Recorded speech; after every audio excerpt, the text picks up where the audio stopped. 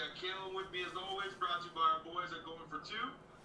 Oh man, I'm so excited to get back. We got so much to talk about today. So, got the primetime slot, Friday night, world, party time. Well, that's what I said to you, right? We'll get that prime local spot on cable that everybody wants when they're in London. We got a big city, right? This is a good spot. Yeah, big city over here as well. And yeah, I know Friday nights used to be something where nothing was on TV, but these days it seems like all the primetime shows are on there. So let's get into it.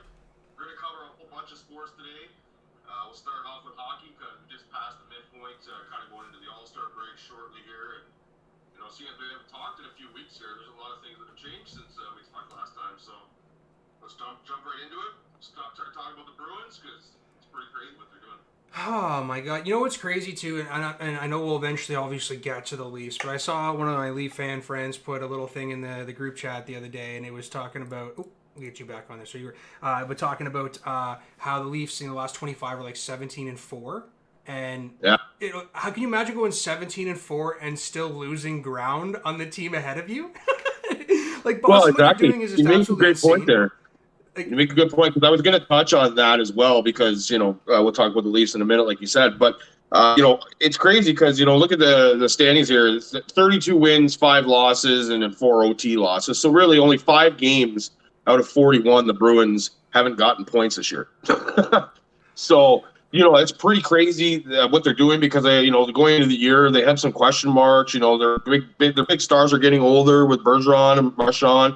And, they added some new guys on defense. They were missing Swayman going into the year, the young goalie that they were, were really excited to see him this year. They go out, they get Linus Ullmark. And what is this guy? He ends up being the only good pick I made in my hockey pool this year. Because the guy just lost his second game of the year last night. I think he's like 25-1 or something like that. So 25-2 now. Well, and it's just like, the Bruins they just have goalies all the time. It's just something that Boston has seemed to do. It doesn't matter who they put in net. They got a good system, so it works. But they've changed over regimes. I mean, they've certainly got some of the same players. That's 3 different coaches, 4 different coaches since, Tuukka Rask even came in. So you can't just say it's all scheme. That's right. Because, they do. Their goalies just seem to play well. And Linus Ullmark, we saw him already getting better over the last couple of years, but nobody expected this. But what they're doing is crazy. They're 19-1 and 3 at home, and seeing the way the playoffs are, lined up this time, you're always going to have to go through Boston pretty much at this point, or do you? Because do we expect the Boston to continue this rampant, page that they're on right now? And the Leafs are playing really, really good hockey. And if the Leafs keep playing the way they're playing, do we really think Boston's going to continue to just rip it up like this and the Leafs can't catch any ground on them? Well, okay, so Rick, that comes down to, when the Devils were on their streak and everybody kept saying they're going to come back to earth and they're going to come back to earth, right? So the Bruins, I mean, they've been on this kind of tear for long enough now that I don't think that we have to talk about them coming back to earth. I think they are the cream of the crop. I think that they are playing really, really well. Now, so you think they'll have 64 wins at the end of the year? You know what? Why wouldn't they? Why wouldn't they? Now, they're an injury away from something like that decimating their season. But now here, are we more likely to see a Matt Murray fall apart, or are we more likely to see Boston fall apart? When you mention about talking about the Toronto and how well they're playing and can they keep it up, right? Some of that, their blue line has been playing way above themselves, right? They last night, unfortunately, they got embarrassed in Detroit. They didn't have an Austin Matthews there, right? But the blue line, which was thought was going to be a weak spot, especially with all the injuries, hasn't really mattered. And Matt Murray has stood on his head, right?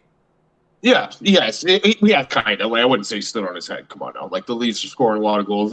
He's played well. He's played above average for sure. Above what I expected him to play. But, okay, so you look at the goal. Said, does he come back to average quicker than Boston does? I don't know. The Leafs aren't winning because of Matt Murray. Get a grip. Come on now. Let's just hold the horses on that one. They're not winning because of Matt Murray. He's helping right now. He's not the problem. But, yes, there's more of a chance that he'll become the problem than Linus Ullmark will be. Yes, probably. But look at the goal differential for Boston. It is out of this world. Plus 65. Okay? And you know who the next closest team is? Is Dallas at plus 34. So they are literally 30 goals above. And the Leafs, surprisingly, are at plus 31. I can't believe I don't think the Leafs have ever been that high, ever. You see what the Devils are, baby? They're plus 32.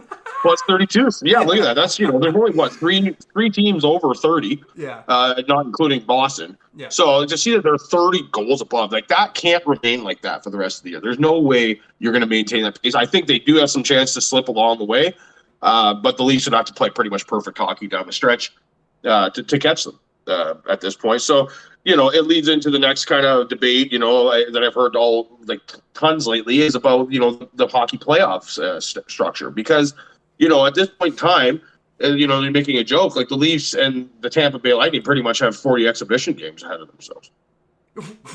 What did you just say? The Leafs and the who?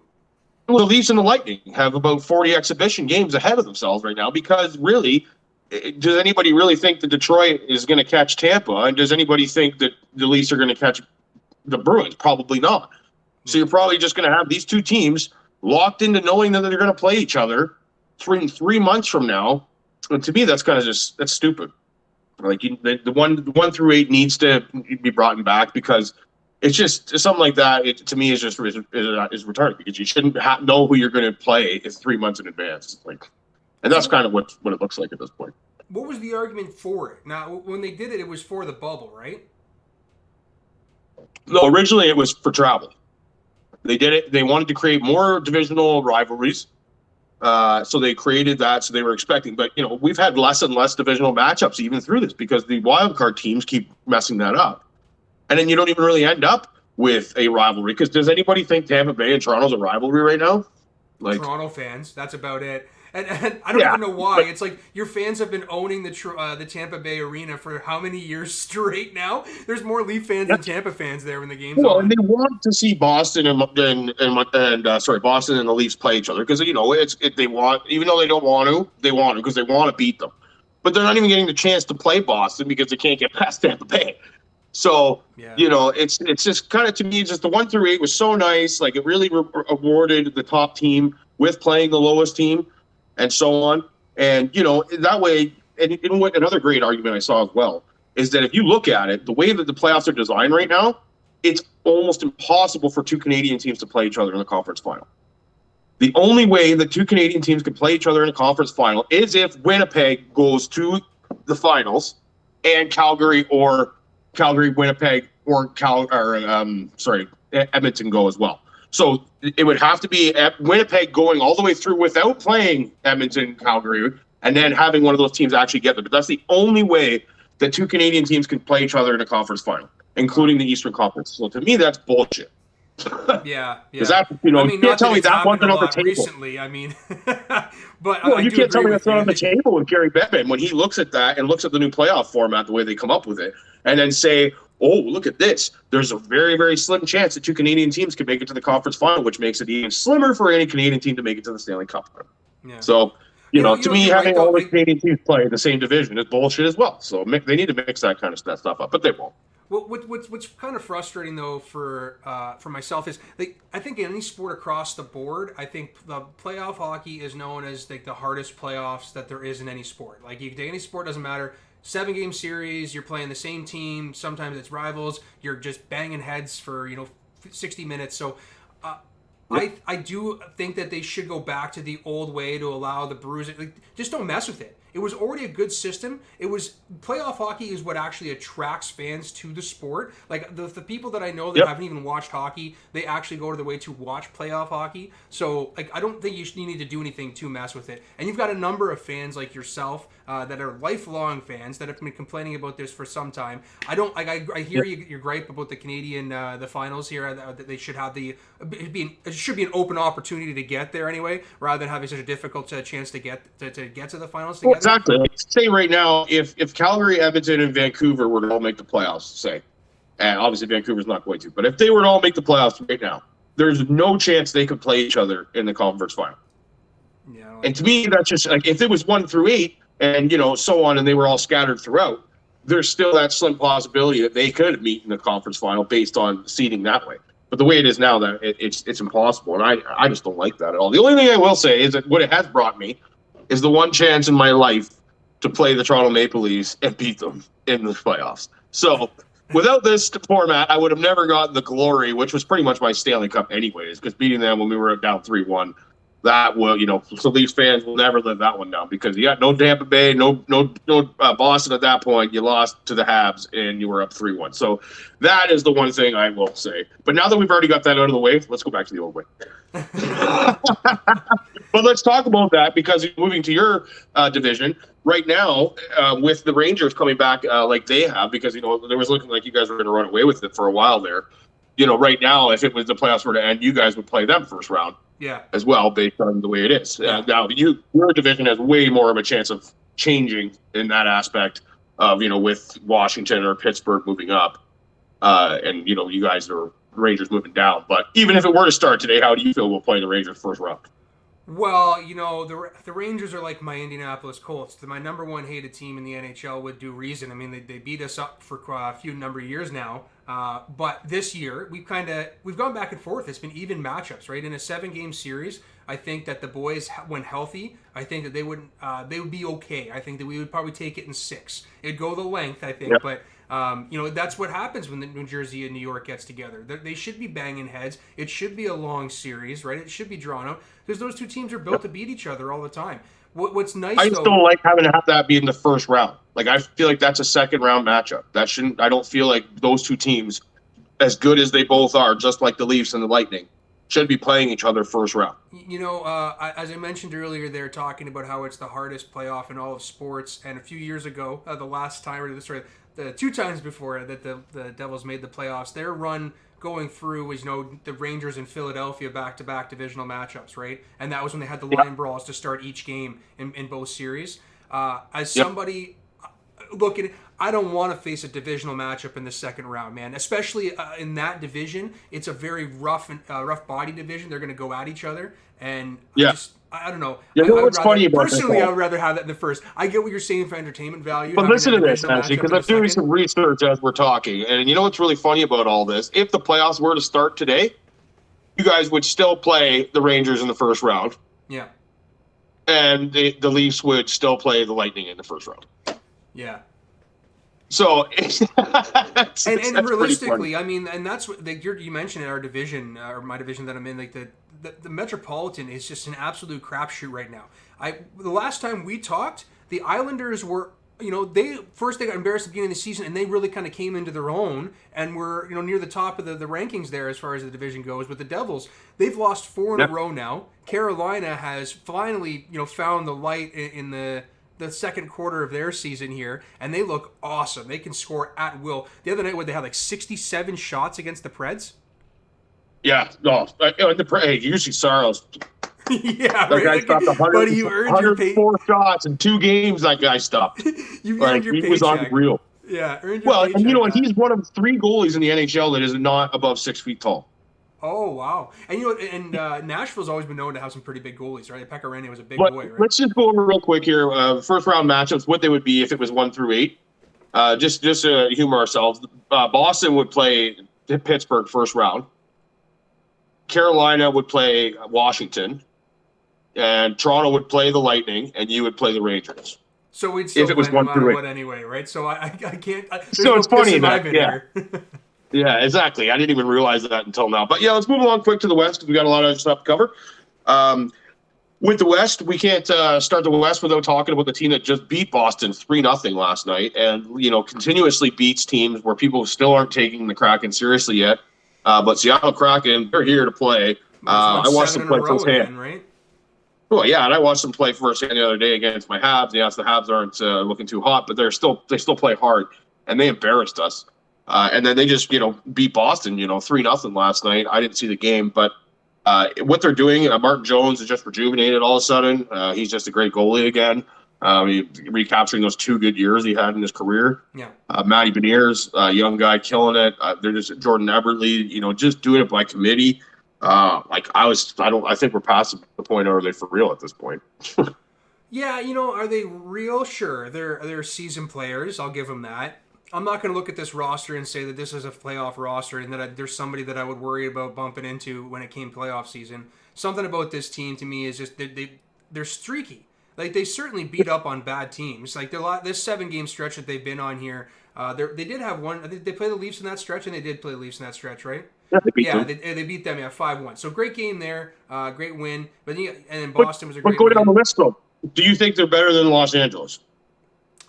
You know what? That is awfully close. Last year's Los Angeles and this year's Are they Los better than Angeles the is a Jets? completely they're Jekyll and Hyde, aren't they? Like I would Are they have better than the Jets? Are they better than the Wild? Are they better than the Flames? Like, these are all teams that are right around them, and they're, proving to be more sturdy than all those teams, really. Well, except for the Kings. I don't understand how the Kings are so good. It's just continuously surprises me. It's just a But team that they just got a chip on their back because they know how easily they were built, and they got to they got to still attune to that after decimating their team from cap cuts over the last few years. yeah, no, for sure. But it's just crazy that they're even there. Like, but like looking at Calgary and Edmonton, like just so much inconsistency there. It's crazy. I've seen it firsthand. Like, anytime that you think there's a lead safe with Calgary right now, it's not, as long as Markstrom's in net. Because Markstrom is just awful. Like, he's picked it up in the last month, but Dan Bedard has clearly been the better goalie this year.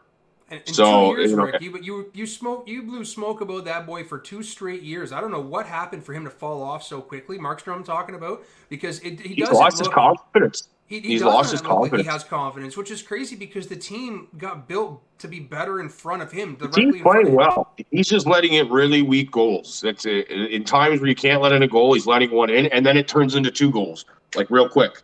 Mm-hmm. And Dan Bedard, he just, his numbers look very similar to Markstrom, so someone that doesn't watch it wouldn't realize that he's actually been way more solid. But Dan Bedard is not letting in really bad goals. He seems more confident. He seems like he talks to the guys more. I don't know what's wrong with Markstrom, but he doesn't look right. Like I said, he's looked better in the last month, but they're struggling in a lot of ways to hold on to leads. You want to talk about goal differential? Their goal differential is +5. So, on a team that brought in Kadri to be shut down, Huberdeau's a defensive guy, brought in Uyghur, they have Daryl Sutter. Like, this is supposed to be a defensively sound hockey team, and there's just leaks all over the place. So they better get their ass in gear because, there's no easy games over there in the West right now. Like, those are all, like, they're tough games all over the place. And Edmonton's the same way. Like, they don't know, you expect them to beat a team and they don't beat them. And then when you expect them to not play well, they come out flying. Like, you never know what Edmonton's going to do. Their goaltending situation, they had to play Jack Campbell last night, and he actually won a game. It was crazy. But, maybe he'll go on a run. Maybe he'll actually show that he got paid for a reason. Who knows? But I don't expect it. No, I mean, nobody's afraid of Edmonton, man. Like, everybody's just afraid of when Connor gets on the ice for that 20 minutes a game. But outside of that, nobody's afraid of shit for that team, right? And then there's another team here that's at the bottom of the rankings. They do get Evander Kane back, though. They get Evander Kane back this week. We've seen how well he did play in the playoffs last year. Yeah. That is a factor, regardless. So we'll see if that makes a difference. Yeah. All right, now there's a team that is near the bottom of the cellar here. And now they've been decimated by injuries throughout the season. Do you think that Colorado can make a push here in the second half of the season to turn things around and get themselves into the dance? Or are we looking at a team that, they won their prize last year and then they're going to have to take a year off? Yeah, no, I expect them to make a push, but it all depends on injuries for them. Like, they just got McKinnon back. He's finally starting to look like himself. Glandis hurt again. Surprise, surprise. Their goaltending isn't as solid as it was last year. Darcy Kemper leaves. They thought they could just kind of exchange him out, and Darcy Kemper leads the NHL in save percentage for Washington. So obviously that wasn't a fluke. But I do expect them to make a run. Like, really, you look at the teams they're chasing. They're chasing Nashville, St. Louis, Edmonton, and Calgary. Mm-hmm. And, they better make a run. Right now I'm looking at they have 3 games in hand on all those teams as well. And they're 6 points out of a playoff spot. So and 3-6 one of their last 10, right? So 3-6. That means if there are 3 games in hand, I mean, I'm probably saying they're 1-2 in those 3 games potentially based off of recent history. So you're right. The gas has got to start getting pushed with this team if they're going to want to start making a rep. I'm just sick and tired of hearing Avalanche fans, injuries. They're not winning this year, though. No, they're not winning shit this year. But even to get to the dance, I mean, this is, it's astounding to see in a salary cap era with teams that are locked up. they can't defend their title, right? Not even remotely get to the dance. That's rather upsetting. But again, I just want to come back to this, the fact that the Colorado fans have always been given this gripe this year so far. Oh, you guys are always playing an AHL squad. You're playing an AHL squad. I'm sorry your team is banged up. Like, they had a full squad the other night. They got their ass kicked by Florida. So yeah. And if I'm interested, like, this is a look to the future though for this team that's going to be absolutely kneecapped by the contract with McKinnon, right? Like, this isn't going to get any easier, right? Right now you're looking to see what it's going to be like when you don't have stars playing for you, because now you can afford them, right? But that being said, I have no idea what the TV contracts are going to be and what the salary cap's going to raise to, but that contract is still going up by like $2 million. What's that? It's only supposed to go up by $2 million or so, like not even. It's not much. Like, it really, and even like 3 years from now, the projection isn't supposed to be very much. So that is also really interesting to see what lies forward for Austin Matthews, because the rumors about what he's asking for are out. Well, the rumors are, the Gary Bettman's rigging this draft. Connor Bedard's going to Arizona. He's building an arena and he's taking Austin Matthews with him. Yeah. That's what's going to happen. That's what's going to save the Phoenix, Arizona Coyotes, and their weird-ass jerseys are back. I love them, though. That's what's going to save them. Connor Bedard, he's going to go there. If you build it, they will come, and Austin Matthews will be on the next train out of there. So you guys better win this year. Then that leads us into the next there, because there's the conspiracy theory there. Now, I don't want to roll with that because I'm not willing to buy into that shit. I just think that Bettman is openly biased and trying to push this into shitty markets. But throwing them in a 5,000-seat arena is pretty much assuring they're going to be in dead last place. And, it lines up too beautifully. That's all I can say. Well, he's got to be over there just stomping in his boots, Rick, because Florida is doing him no favors by going out there and not doing too well this season themselves after trading a first to you folks. Do it might be a favor. Yeah. And collectively, in the article that I read, now this was a 2 day old article, so the percentages are going to change a little bit. But collectively, when you have your percentages together, yours and their draft pick right now, you guys are sitting just a hair under 12%. So that's pretty damn good. I mean, that for you guys on the outside looking in of the playoffs, and of course having a really rough season. This is we're at 7.9% chance with our pick and a 5.4% chance with their pick or something. So it's gone up a little bit even more. So that's good news for you. It only continues to get better after the Bedard's play at the World Cup, which was, our boy Cody said that it reminded him of Sidney Crosby. I don't think there's anybody else that you could have compared some of that performance to other than Sidney Crosby. The kid's amazing. Sidney Crosby didn't even stick handle like that, though. Yeah, the kid is in an absolute phone booth when he gets the He didn't shoot like that either. Crosby still doesn't shoot like that. Yeah, and then that's the other thing. They just, nobody. He reminded me more of Patrick Kane. With the way he stick handles, and he's able to get in and out of lanes so quickly. But his passing is another thing that separates him. The amount of times he put that cross-ice one-timer right on the tape for Gunther, it was just like, teeing off, man. And his passing is the guy is just out. And he's 17. You realize he's 80 overall in NHL already? I went and played with him the other day on 3-on-3. He's better than half the team on Edmonton. Okay, I played with the Edmonton Oilers. He's better than almost everybody on the third and fourth line already, and he's 17 in NHL. Wow. So that's pretty cool. And, really incredibly humble at the end there, talking about, like, this isn't about me, it's about the team here. This is a celebration. This, we all made fun of him. We love winning, of course, but having back-to-back goals is fantastic. But just like making fun of the bubble championships, we all, we kind of look back at the championship there with the timing that it was weird. Some people didn't even know the world champion or world juniors were even on. We'll kind of forget about it. But this was the big one, right? There was a lot of storylines here. This was the big bad U.S. that couldn't make it to the finals, unfortunately, to face Canada. But they went up against a really good team, a team that actually took them to the ropes the first time. Great. It's the best I've seen them look ever. You couldn't have asked for a better story there. The goalie played great. But you talk about Gunther, like the guy. He's really, hopefully he bought a mistake dinner that day, because you're right that he didn't have to work too much for those goals, did he? Well, but they were rockets every time, though. Yeah. He was in the right spot, but Connor was hitting him. He was comfortable. But that kid, to have that good of a one-timer at that age already, he was putting him in the net. But, to see him actually do, one closer to the net there, and for Bedard to say as soon as I saw those two guys on a 2-on-1 together, like, I was just getting off the bench because I already knew it was over. Yeah. Good job. They kicked ass. And you know what? I hope, this year, the way that things are going for Montreal, just keep losing now. I would love to see him on the line with Caulfield and Suzuki. whoo, that could be fucking dangerous.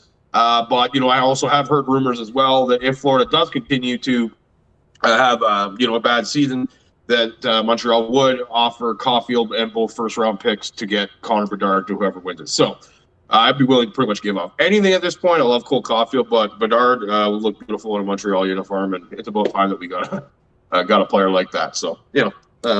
So now, before we, because we were still in the World Juniors there, and the Canada stuff has been talked to death because of course we're in Canada now.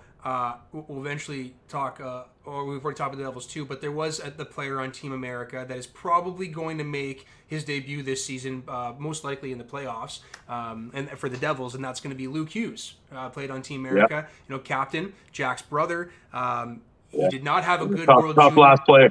Well, he didn't have a good World Junior in the summer there, in the early summer, and he did not have one in good. He had pretty good World Junior, but that last game was not good for him. That last turnover was what pretty much. And what's upsetting is the first period and a half, 2 periods, he played pretty well, but everybody's going to remember that fluff at the end. I don't know what the hell he was doing there. That just shows to me that the game is still too big for him in some regard. The kid looked amazing at Michigan this year. I'm not going to try and downplay what he did as a defenseman over at Michigan. He had set some records over there.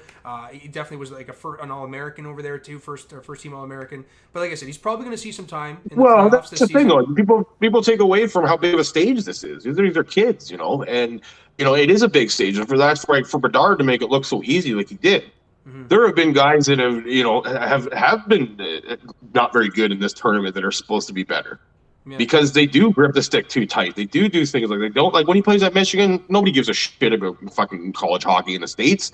So you go out there, you do your thing. There's probably nobody in the fucking stands, anyways. Well, and the Northeast is pretty big. Notre Dame, Boston College, Stanford. These are the teams that are pretty big into hockey. Michigan, of course, is a huge hockey team or a huge hockey club anyway. But it's rather upsetting to see a kid back-to-back World Juniors not play that well, specifically because the college game is played a lot like the World Junior game in the sense of how the bodies are played, right? Some of these kids that came from the O that are playing, or even in the Q or whatever, that are playing in the World Juniors, there's not a lot of hits. There really isn't a whole lot of body contact, and the interference certainly gets called a lot more than you would see in the regular game. So these guys have to change their game, whereas Luke didn't even have to change it very much, right? They have to adjust. Yeah, no, that's true. But I've seen enough from him to know, he's a solid player. So, it'd be cool to see him up there playing with his brother. Oh man, it's gonna be fun to see him on the point playing quarterback during the power play. But what's up next, Rick? What do you want to talk about next, my man?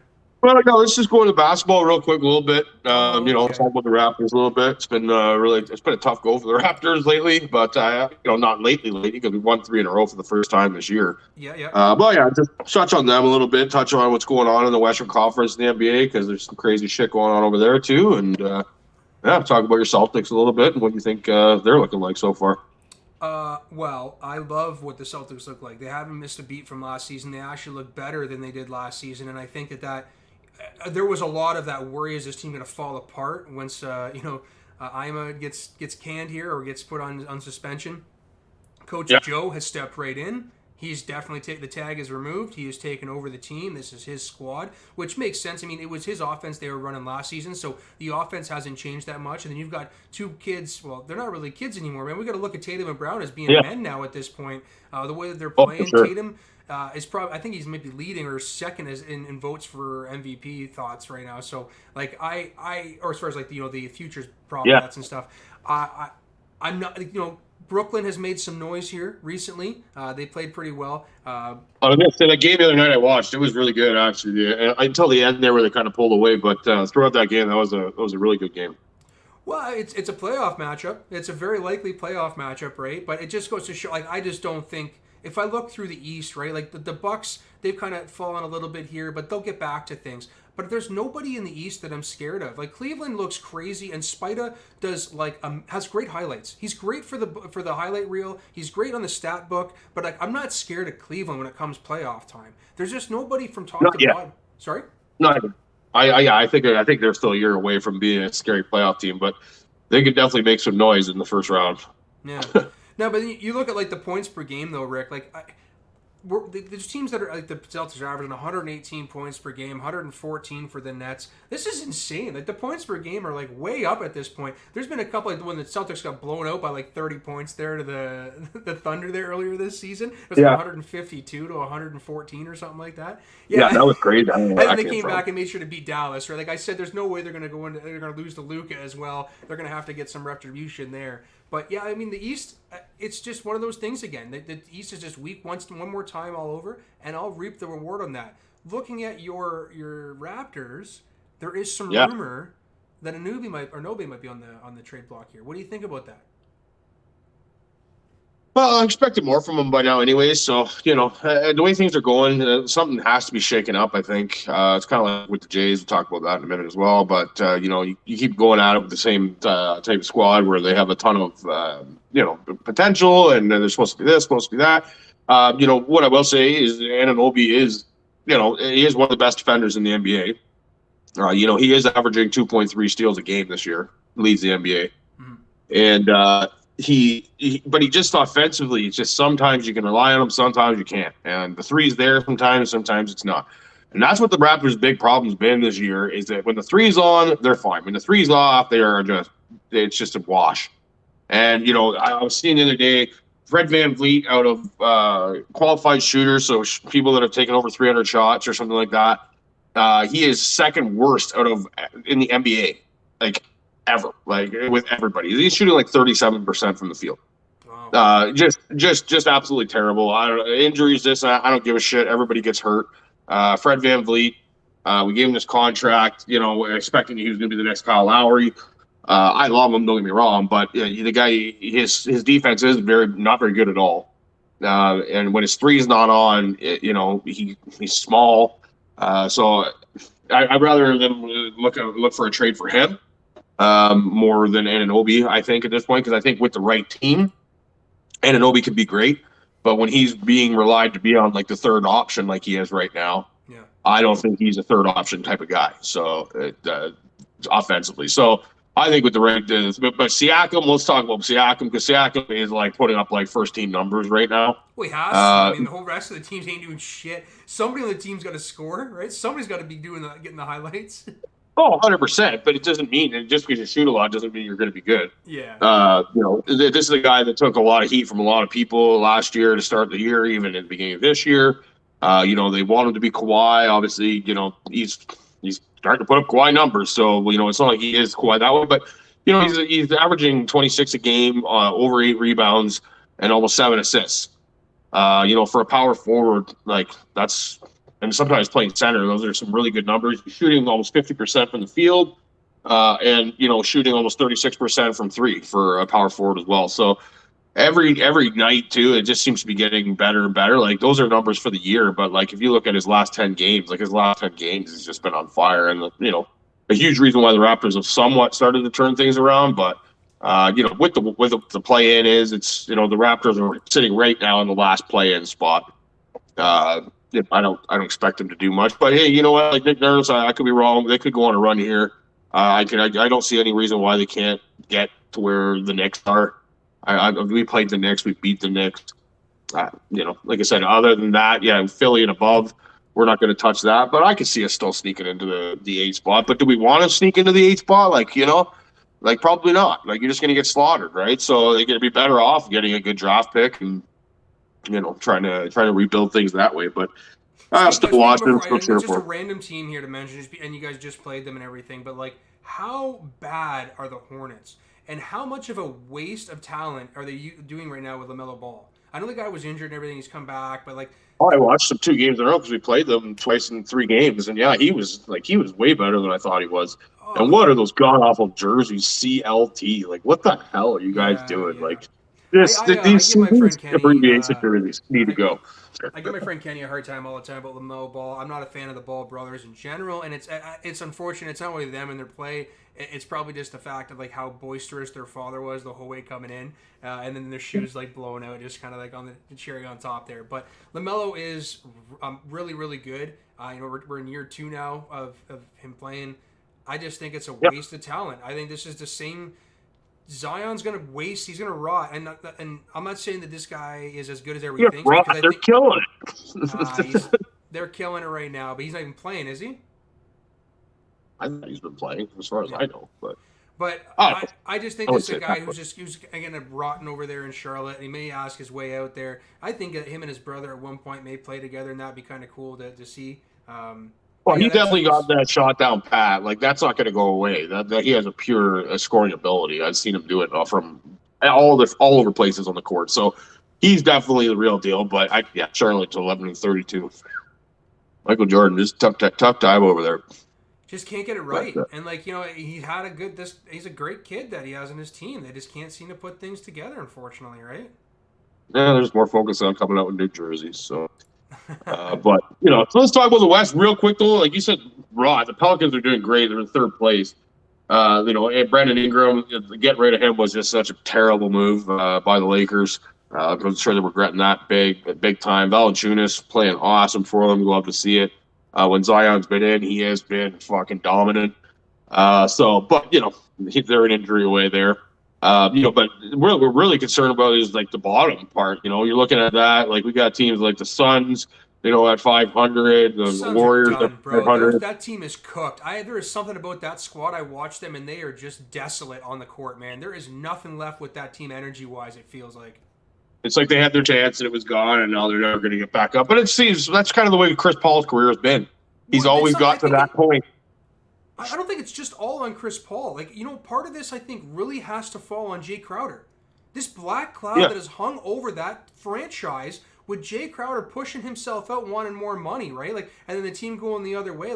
I don't know. I just feel like that might have been Chris Paul, though, how many times in every team has he got to that point where you think he's going to do it, and then he doesn't, and then he never gets back to it again with that team? Yeah. It's happened, with the Clippers. It happened with the Hornets. It happened, with the Rockets. He was that close. And then all of a sudden, the mountain looks so far away. But Golden State, do we think Steph Curry coming back in the second half can get them out of the hole they've been in? Because they've looked absolutely awful as well. But this is the team, too. This is the only team. I just made fun of the squads over in the East on the bottom half there and how I wasn't really worried about them. This is the only team that I'm looking at in that bottom half where I'm going, they get Curry back. All they have to do is get to the dance. All they need to do is get there, and they need to shoot 52% from three, and they're going to beat 80% of the squads they play, right? They don't even have to shoot incredibly well from three in order to win those games. We saw that in the Boston series in the beginning of it, and last year. So, that's a team I think that it doesn't, the hole they're in, they're certainly there, but as long as they're 8 or 7, they're in the dance, right? Yeah, I'd shout out John Moranto. I want to see Memphis do well. Just to see that guy. That guy has got to be one of the funnest people to watch in the NBA. So. Yeah, I think I was talking the other day about who's going to take over for the LeBrons and all those KDs and shit. And to me, this is already Jaws league. It's only maybe because I'm over LeBron, watching LeBron, and then the old timers there. But I would rather watch. And I'm a diehard Tatum fan, but I would rather watch Ja day in and day out than watch game to game with Tatum. So. Well, good for the Sacramento Kings. They haven't made the playoffs in 30 years. So if they're going to continue at the pace they're on, that's pretty cool. De'Aaron Fox, I've seen a little bit of them as well. So it's nice to see some fresh blood in the Western Conference. Well, that's a team that's not winning by one guy, right? I know you mentioned De'Aaron Fox as being. They're just a depth squad. Everybody across the board is playing and playing well and getting points and doing their job. There's nothing that's flashy about them, but there's nobody on their team that you're gonna oh my God, we're placing that guy. Make sure you shut him down, right? If Fox gets shut down, there's 3 other guys that are going to pick up the slack on that squad. That's why I think they're going to be fun to watch when it comes playoff time because who are you going to pressure, right? They're kind of like that weird kind of dark. Well, that's the bonus guy. I watched him play. He plays a lot like his dad from back in the day, so he's been extremely valuable. I know that, and good to see Terrence Davis over there, former Raptor, playing well, and Let's move on and let's cover a couple more things here because we are running out of time. Well, would you want to talk about the Jays next? And then I don't know if you want to mention how Shane called that. Was it 7 months ago or 6 months ago, calling for signing Brandon Belt? I don't know if you saw that or not. Oh no, I didn't. Yeah, That's Shane a good call. tweeted out like a while back, something about like, right, we locked this guy up. Now the next move is to go get Belt, and here we are. Lo and behold, they get him. He says that the chicken fingers that he had at the place across the street from the Jay Stadium is the best chicken fingers he's ever had at the hotel. Sorry, the Carlton. Yeah, the Royal Ritz. He had one of the better weekends of his career in a series, so he's happy to be in Toronto. Of course, he'll be eating those chicken fingers, the chicken tenders, quite a bit. But what are you? Yeah, I thinking? thought Chicken Friends. It was great. They actually had the guy come in from the hotel and serve them the exact tenders that he was talking about. So that was pretty cool to see that. Brandon Belt. I don't, like I said, I remember him from a couple years ago, doing some damage and having a really good year. I know in the last couple of years there's been some injury problems and stuff like that, but it's kind of like what I read the other day. The Jays kind of sneakily did some maintenance on the areas that people were asking them to do that in, and that was to be more versatile. That was to have more left-handed bats, and that was to obviously not have George Springer play center field, because clearly he's just an accident waiting to happen in center field, because he just can't hold it off. Yep. But Kevin Kiermaier, like, we're about 4 years out of him being the player he was. So I don't really know how much Kevin Kiermaier does. I could see Kevin Kiermaier in the minors by halfway through the year. I don't. We'll see. He says he loves playing at Rogers Center. From what I've seen from him in the last couple of years, like, I don't know, other than being a left-handed bat and still being a good center fielder. Hopefully that's enough to keep him around. Hopefully he does hit well. The wild card for me is this Dalton Varsho guy. I don't really know much about him. Being in Arizona, I don't really feel like I've seen him play a lot. But what I do see is that he's got pretty solid numbers across the board, and he can play catcher and he can play outfield. That's a pretty odd combination. You don't usually see a guy that plays catcher and outfield. Yeah. So I like that. When I was looking at him, he was up around 235 last year, 27 homers, 74 RBIs.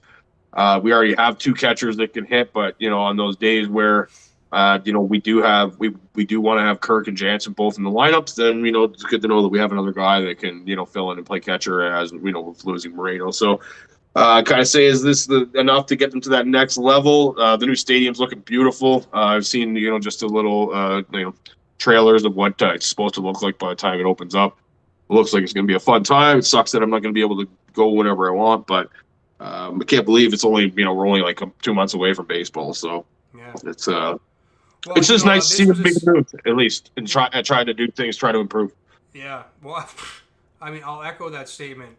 This was a season so far. If you had asked me 3 weeks ago, or even 2.5 weeks ago, I was probably going to be watching a lot of Padres ball this year, because the Red Sox, of course, we lose out on our boy Alexander Bogaerts there, and it's or Rafa Devers. It's rather frustrating to watch a player like that leave, and then us turn around and then sign another hometown talent and keep him on basically the same length of deal, right? And these guys are boys.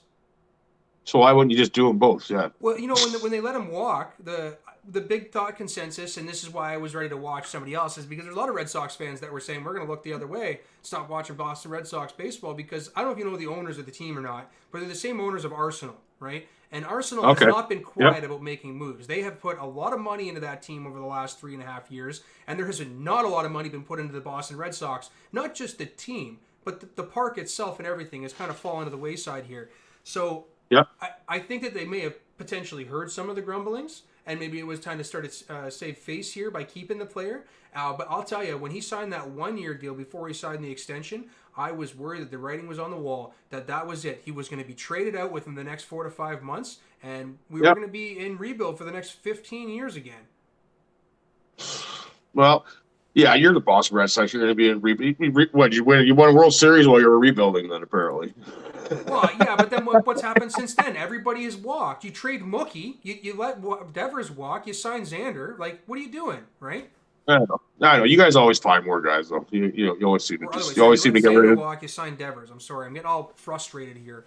So many fucking great names. We just let walk over the last little bit. Gosh. Yeah, and as if San Diego needs another guy, like, Oh, gosh, Jesus. So, but that's baseball for you. You can just load up and do pretty much whatever you want and pay the tax, and away you go. Yeah. Now, I know you wanted to But- talk golf here, but I mean, we've only got a few minutes left. I think that you're probably going to want to talk about, your boys. Talk about the Raiders a little bit here. This is it's a big change again happening in Raidersville. It's not just, the move to Vegas or a new coach or whatever, bad stuff that happens with people getting arrested in Vegas. It's you guys are moving on from Derek Carr. Somebody's been there for quite some time who agent made it very clear that he's probably given his body to the team, right? By that note that he made about the hardware in his ankle. What are your thoughts, Rick? Can you get better from here, or is it just simply we're going to turn it over to Stidham? Well, it better not be Stidham. That's all I can say. If that's what they're banking on. But you know what? I love Derek Carr. Been through a lot of ups and downs with Derek Carr. But this was the year, man. This was the year. I don't and he just didn't perform. He didn't. His numbers were all right. So you see some people, so they're like, well, look at this year was just almost the exact same statistics that Rich Gannon had the year before the Raiders went to the Super Bowl. But that's a different time. A far different game. A far different game, exactly. And Derek Carr, he showed so many flashes of being able to do it. And he has so many fourth quarter comebacks, and he has so many wins in the fourth quarter, and he's done. And there's been so many years in the past where it's not Derek Carr's fault. It's this guy's fault. It's the defense's fault. It's the fact that we don't have a run game. It's we don't have a go-to receiver. But we had all those things this year. Yeah, we had Josh Jacobs led the NFL in rushing somehow. Did we ever think in a million years that Josh Jacobs was going to lead the NFL in rushing? And did Jacobs break records for you, or not Jacobs? Sorry, Devontae Adams. Did he break receiving records for you guys this year too? Yeah, he broke Tim Brown's records for receptions and yards, and Josh Jacobs broke Marcus Allen's rush record. So, we had all the tools around us. We only 2 games did we lose by one or more than one score. It was on Derek Carr this year. I don't really agree with the way that they went out. I feel like we just should have let him finish the year instead of having this, this breakup. I think that was just kind of pointless because if we really did this to move on to Jarrett Stidham, he had a good game against the 49ers. A lot of guys that nobody has any tape on have good games. It happens all the time. Hey, listen, I've got his autographed card. I would really hope if he continues this ball, okay? Well, hey, sure. I just hope it's not for us. We all know Tom's coming to Vegas.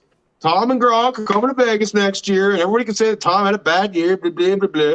Well, he had a great year, really, statistically, compared to almost all the other quarterbacks in the league. Yeah. And considering he had no run game and his offensive line was banged up all year, he just switched coaches, all this kind of shit. I still think, and he just got divorced, and he's 45 years old. I think he had a pretty damn good year still, leading the league in completions and yardage. So I would still love to have Tom. He wanted to come to Vegas in the first place. John Gruden obviously fucked that up.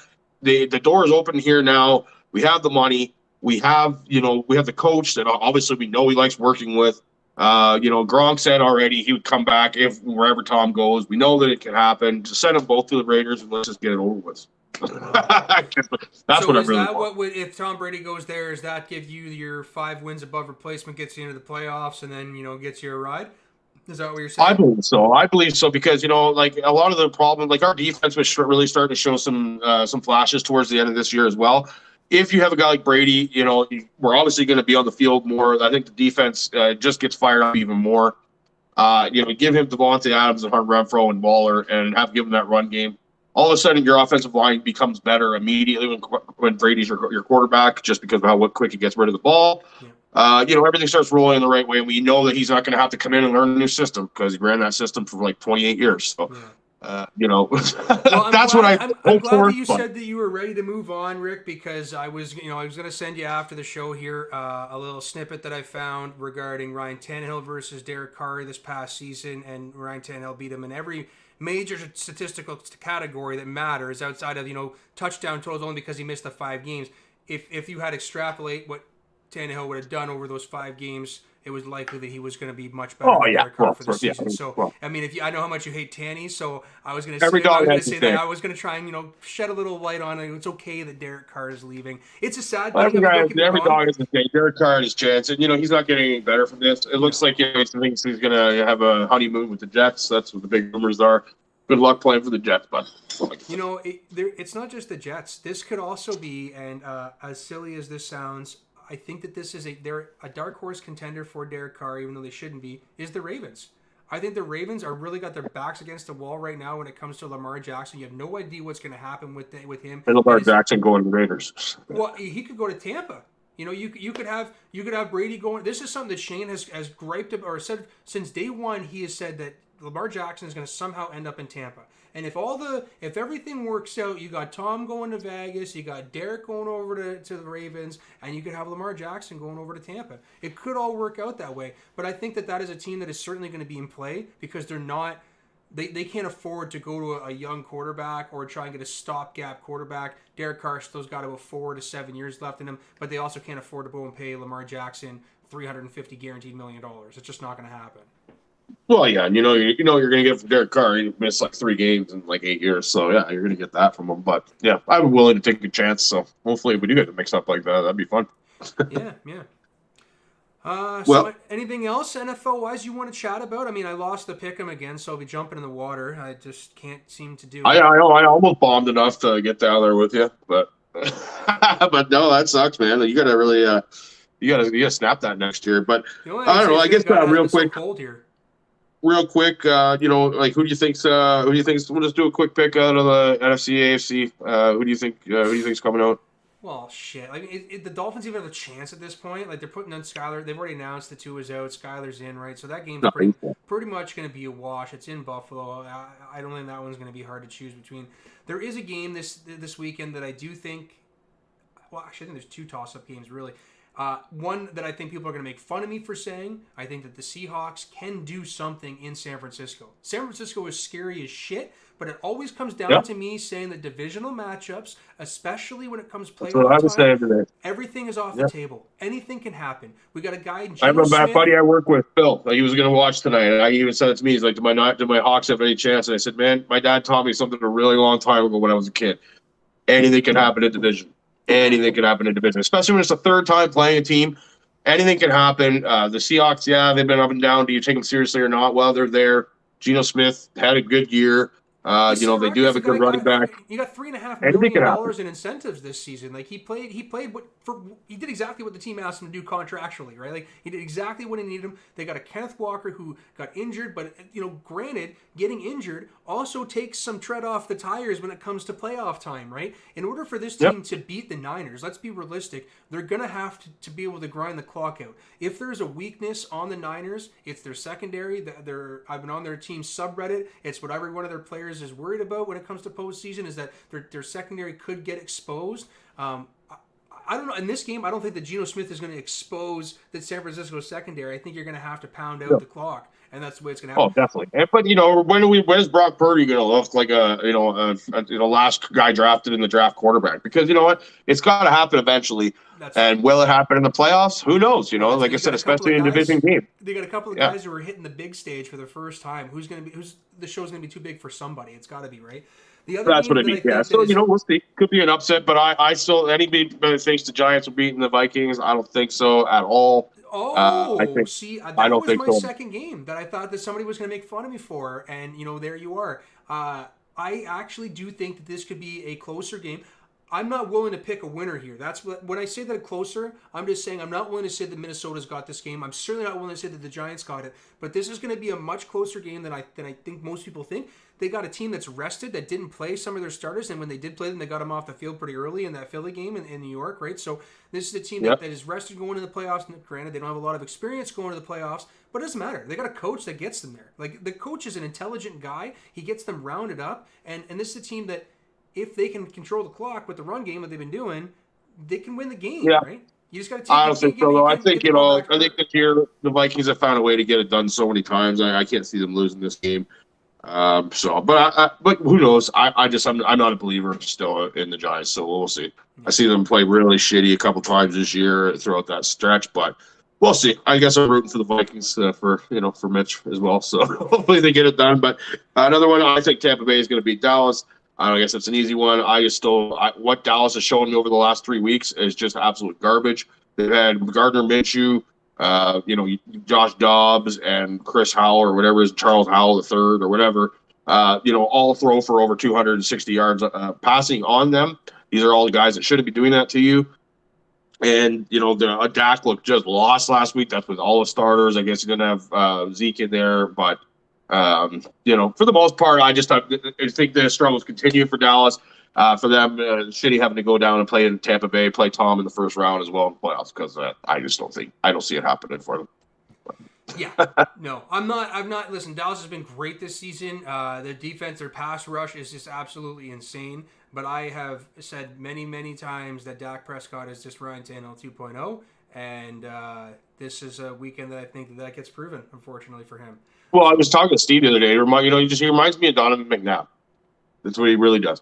And, he looks great sometimes, and then all of a sudden it just starts throwing balls into the ground, starts throwing interceptions, can't seem to win a big game. The comparisons between Prescott and McNabb are becoming, alarming. But the only difference is that McNabb could at least win a playoff game.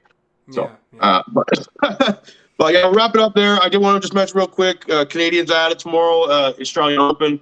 Tennis kicks off. First big major of the year, Grand Slam, I should say. I keep waiting for Felix Auger-Aliassime to break out. I do expect him to be the first one to win it for us. Bianca, she's back in. She's winning some tournaments down in Australia before this. So that all kicks off tomorrow. And other than that, yeah, that's about it. Oh man, it's been a long time coming here. We haven't chatted in some time. I'm sure next time we will have have Shane on here to join us and give us a third input. And I'm sure there's some UFC to talk about. They've been off UFC, for a few weeks next weekend. That's another thing. We're definitely going to cover some UFC next week, because we got UFC 283 big card. We'll talk about that next week as well. Well, good. I'll look forward to that. Ulrich, has always been a pleasure. I hope you had a great New Year's Eve, and we're off to a bang, my man. Thanks, man. Have a good one.